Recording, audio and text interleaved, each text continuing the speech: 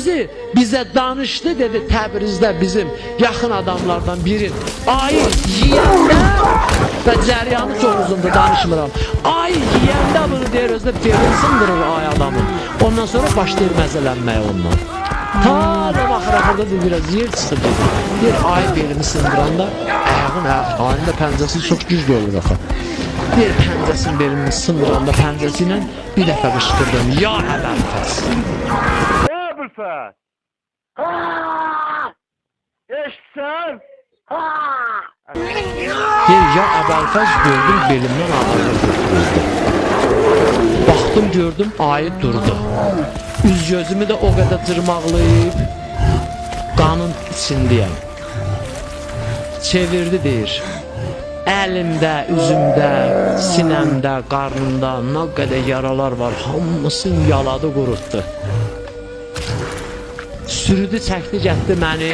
O adam yaşayır ha. Bu hadisə ki, kimin başına gəlir? 5-6 il bundan qabaq ki, mənə danışıblar, onda yaşayırdı. Da indi bu pis adamların üzündən Allah onu da qoymadı, qalmağa götürdü, apardı deyənmərəm. Çəkdi, çıxartdı yolun qırağına. Oturdu mənim yanımda. O qədər oturdu ki, gördü o əndən 5-6 nəfər gəlir ki, gəlin mənə yəduracaqlar. Onlar da aynı görən kimi biri gülləni çıxartdı, biri nə bilim yabanı çıxartdı, qaçdı, durdu deyir təpənin üstündə.